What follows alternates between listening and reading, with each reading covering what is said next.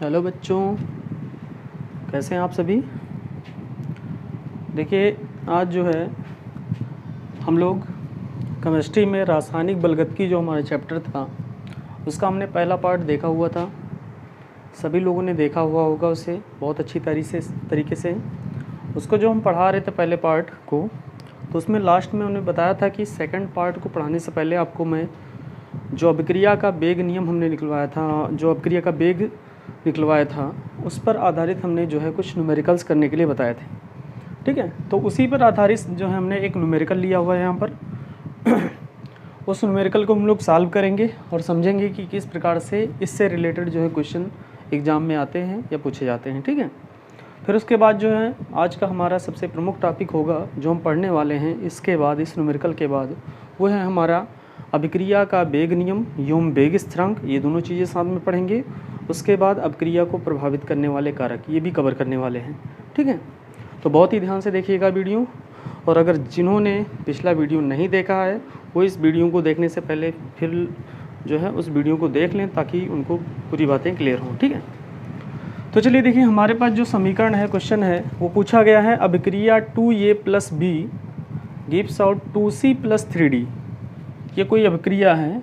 इस अभिक्रिया के लिए जो है C के सांद्रण में परिवर्तन की दर 1 मोल प्रति लीटर पर सेकंड हो तो A, B तथा D के लिए सांद्रता परिवर्तन की दर और अभिक्रिया का वेग ज्ञात कीजिए। ठीक है, तो अभिक्रिया का वेग हम लोग जो है पहले ही ज्ञात कर चुके हैं कि किस प्रकार से अभिक्रिया का वेग ज्ञात किया जाता है। तो चलिए सबसे पहले अभिक्रिया का वेग निकाल लेते हैं। तो हमारे पास सबसे पहले लिख लें अभिक्रिया कौन सी है। अभिक्रिया है हमारे पास, ठीक है, 2A + B gives out 2C + 3D। इतनी बात हो गई।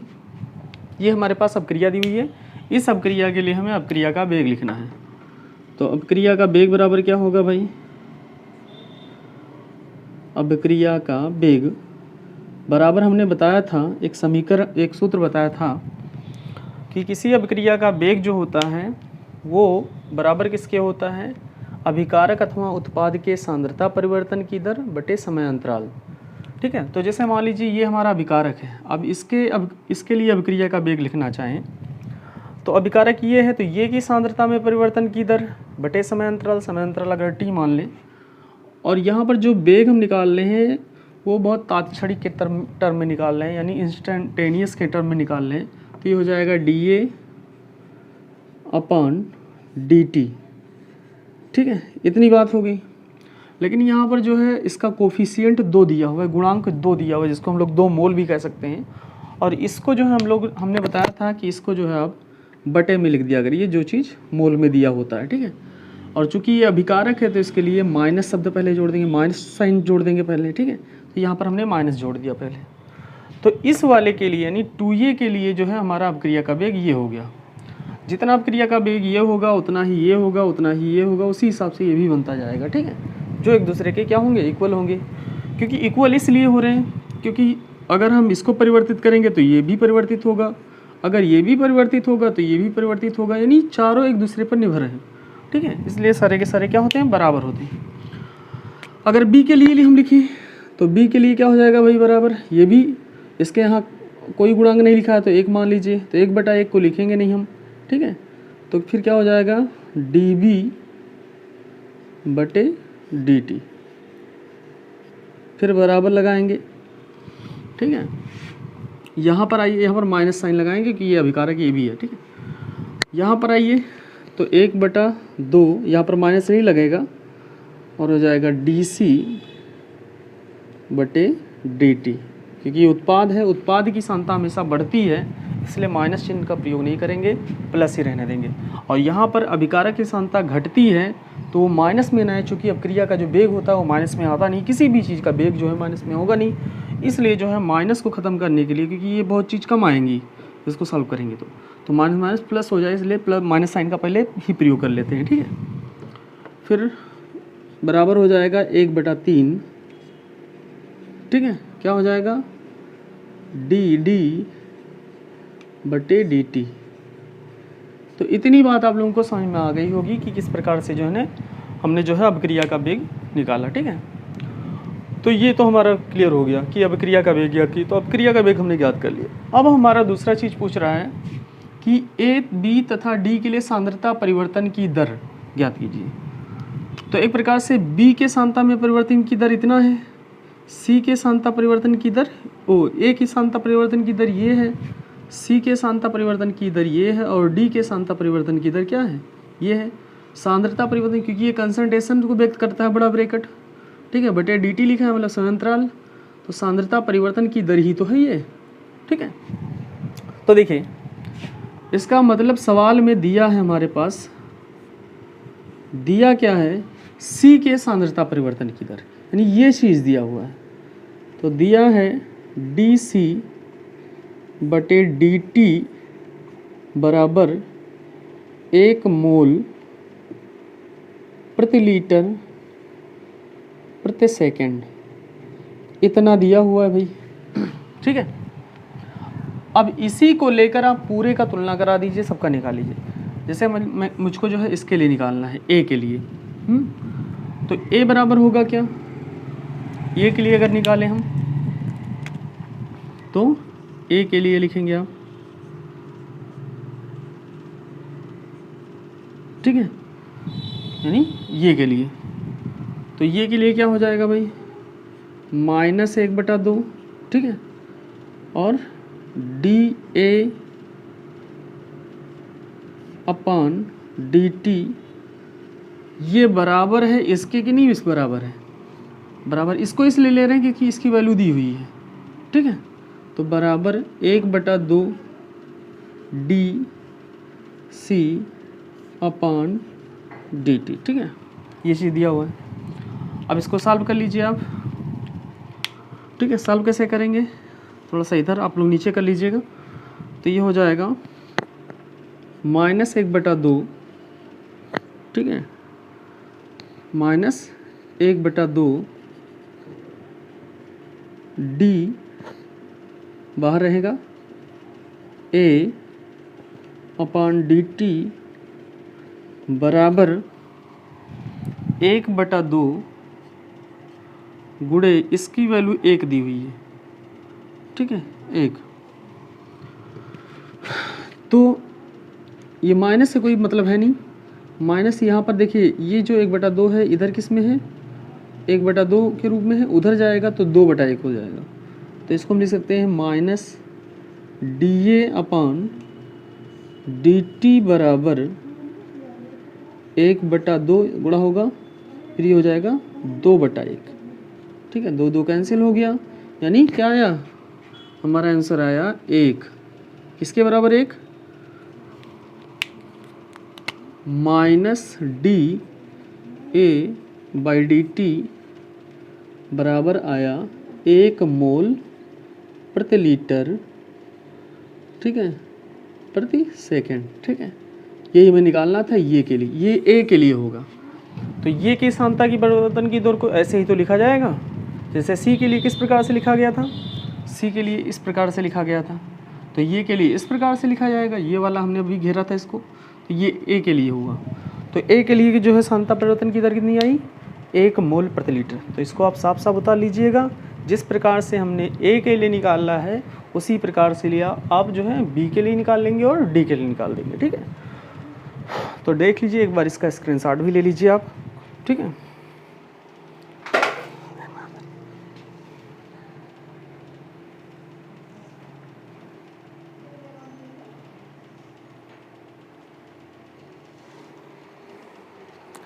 चलिए हो गया सबका। अगर कोई दिक्कत हो इसमें तो बताइए। सबका निकल के आया 1 मोल प्रति लीटर।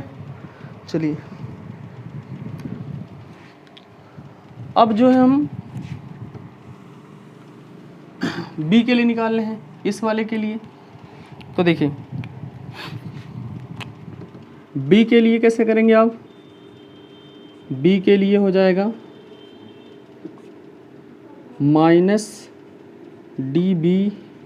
-dB/dt बराबर 1/2। हमेशा इसी के साथ हम जो है तुलना करेंगे क्योंकि ये वैल्यू दी हुई है। अच्छा, अब ये भी निकल आया है तो ये के साथ भी तुलना कर सकते हैं, ठीक है, आएगा उत्तर सेम ही, डी बाई डी टी, ठीक है।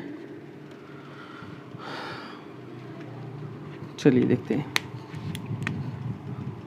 Minus d we by D T बराबर 1/2 और d c upon d t की वैल्यू कितनी हुई, इसकी वैल्यू 1 दी हुई है तो गुणे 1, ठीक है। तो यहाँ पर हो जाएगा 1/2, यानी आएगा हमारा आंसर क्या, माइनस डी बी अपान डी टी बराबर आएगा 0.5 मोल पर लीटर पर सेकेंड, ठीक है, ये आ गया।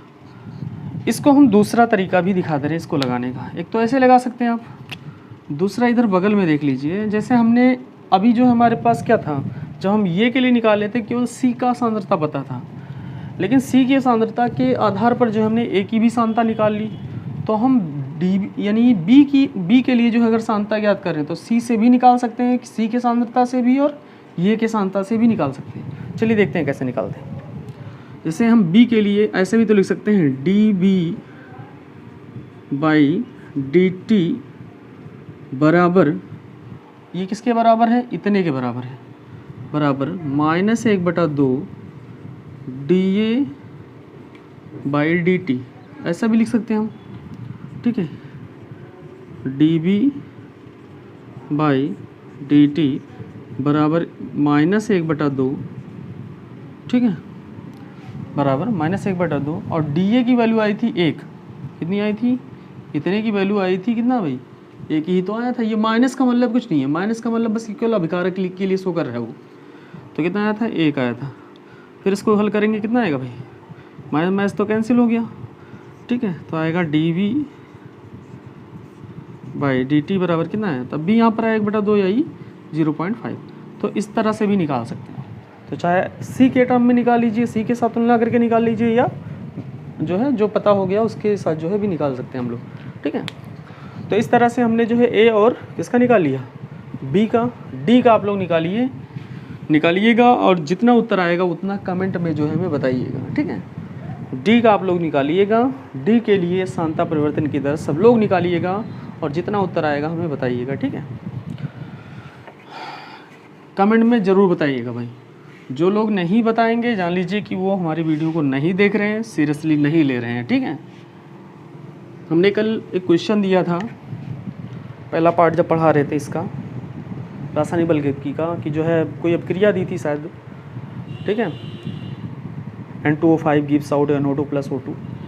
तो उस अपक्रिया के लिए हमने बताया था कि अपक्रिया का वेग लिखिए, अभी तक किसी का मिला नहीं, ठीक है। तो खैर मन होगा तो वैसे ही काम करिएगा, नहीं तो जो है अगर कुछ लगेगा कि हाँ सर को बताना चाहिए तो जो है कमेंट बॉक्स में ज़रूर जो है आप लोग कमेंट करके बताइएगा कितना आंसर आया डी के लिए, ठीक है। तो चलिए अब शुरू करते हैं हम लोग अगला टॉपिक जो हम बता रहे थे। कौन सा टॉपिक है हमारा टॉपिक है, हेडिंग डालिएगा आप लोग, अभिक्रिया का वेग नियम या वेग समीकरण तथा वेग स्थिरांक। अभिक्रिया का वेग नियम तथा वेग स्थिरांक,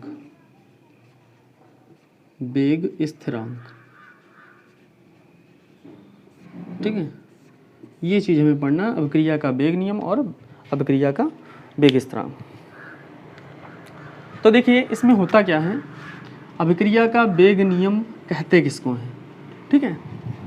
तो अभी तक हम लोगों ने इस चैप्टर में अभिक्रिया का वेग पढ़ा है कि अभिक्रिया का वेग कहते किसको हैं। तो जो अभिक्रिया का वेग होता है और अभिक्रिया का जो वेग स्थिरांक निकल के आता है, ठीक है, समझिएगा मेरी बात को, अभिक्रिया का वेग और अभिक्रिया के वेग स्थिरांक दोनों के मध्य जिस समीकरण के द्वारा जो है संबंध दर्शाया जाता है, उसी समीकरण को हम लोग अभिक्रिया का वेग समीकरण कहते हैं। क्या कहते हैं, अभिक्रिया का वेग समीकरण। और यह जो नियम है इसी को हम लोग, यानी इस समीकरण में जो बातें पता चलती हैं उसको हम लोग जो है अभिक्रिया का वेग नियम कहते हैं। एक बार फिर से सुन लीजिए क्या कहा हमने, अभिक्रिया का वेग नियम और वेग समीकरण भी इसमें हमें डील करना है, और साथ साथ वेग स्थिरांक। ठीक है, तो देखिए इसमें क्या है, अभिक्रिया के वेग और अभिक्रिया के वेग स्थिरांक के संबंध को बताने वाले समीकरण को हम लोग अभिक्रिया का वेग समीकरण कहते हैं। और अभिक्रिया के वेग समीकरण में जो चीज़ें या जो बातें जो है स्पष्ट की जाती हैं उसको हम लोग जो है अभिक्रिया का वेग नियम कहते हैं। अभी सारी बातें क्लियर हो जाएंगी। जैसे मान लीजिए ये चीज़ आप लोग लिख लीजिएगा कि अभिक्रिया का वेग समीकरण किसे कहते हैं, किसे कहते हैं भाई, अभिक्रिया का वेग और अभिक्रिया के वेग स्थिरांकों के मध्य जो है संबंध स्थापित करने के लिए एक समीकरण का प्रयोग किया जाता है जिसे अभिक्रिया का वेग समीकरण कहते हैं। जैसे मान लीजिए अभिक्रिया है हमारे पास AA plus BB gives out CC plus DD, ये हमारे पास कोई अभिक्रिया है। इस अभिक्रिया में आपको दिख रहा है कैपिटल E कैपिटल B जो है अभिकारक हैं, कैपिटल C और कैपिटल D क्या है, उत्पाद हैं। तो लिख लीजिए, जहाँ कैपिटल E कैपिटल B अभिकारक और कैपिटल C तथा कैपिटल D उत्पाद हैं, और ये जो आपको दिख रहा है ये B C D ये क्या है, ये है मोलों की संख्या जिसको हम लोग स्टोइकियोमेट्रिक गुणांक भी कहते हैं।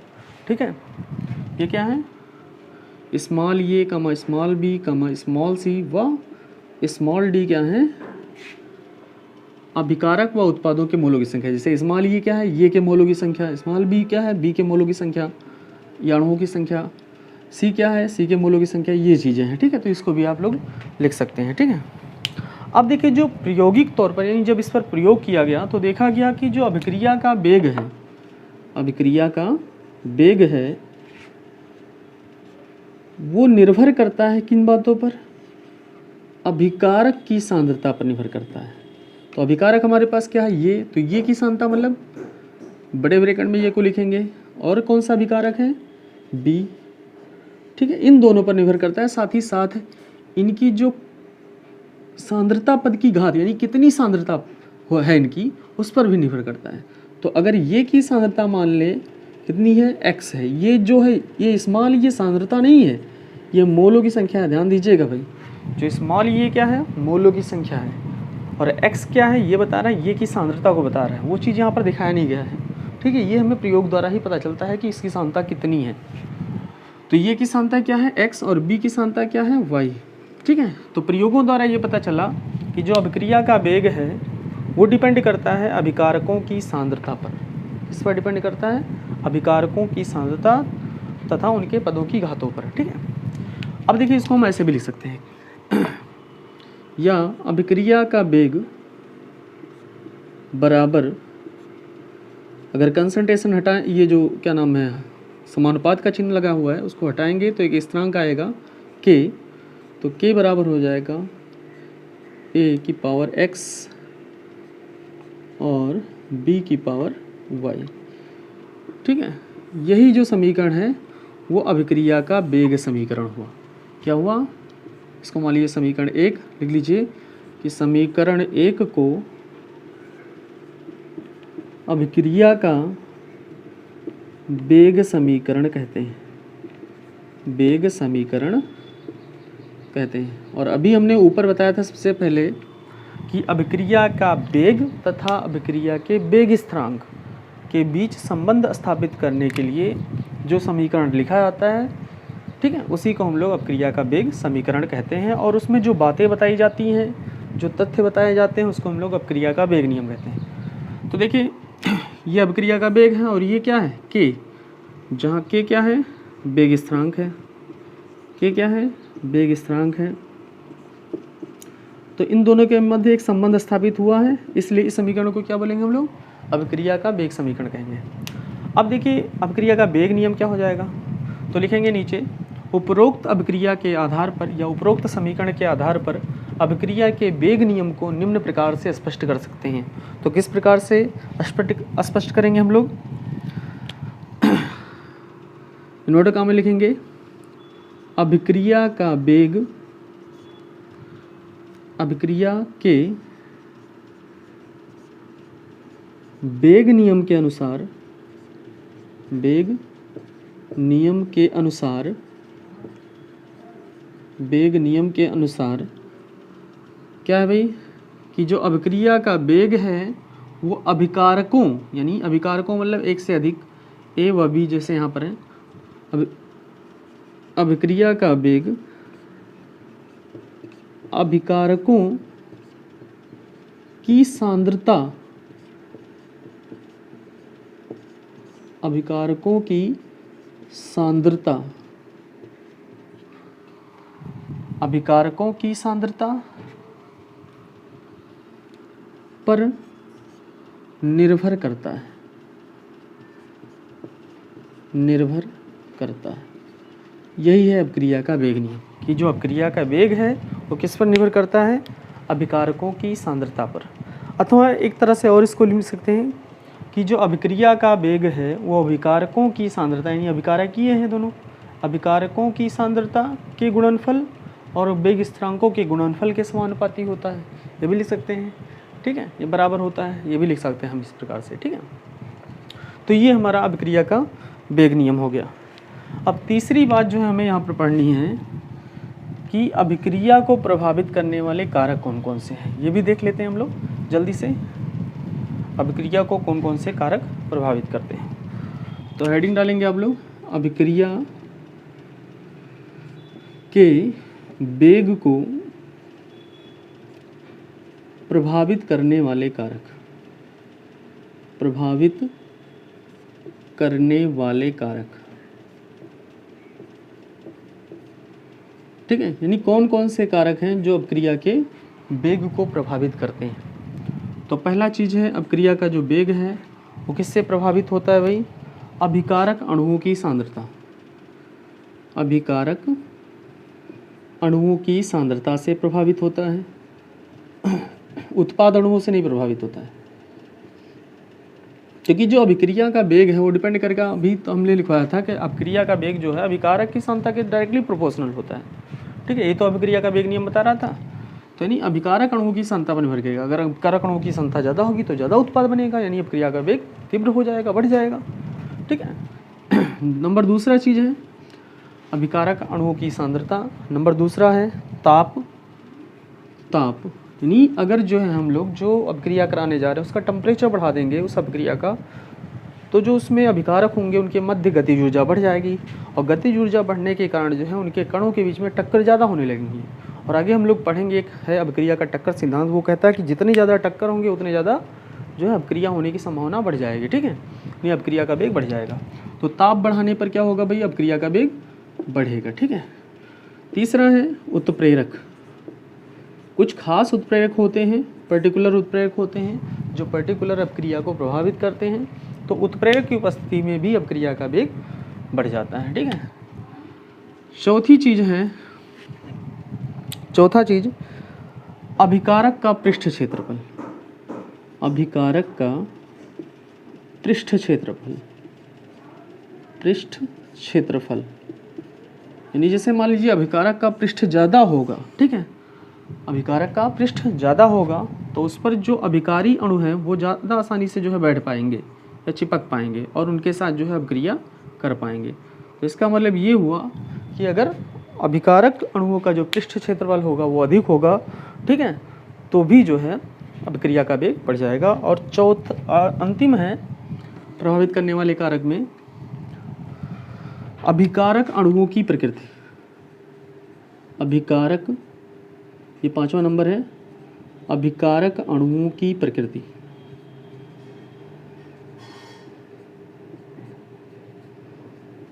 अभिकारक अणुओं की प्रकृति यानी प्रकृति इनकी कैसी है, जैसे अभी एग्जांपल एक दे रहे हैं हम,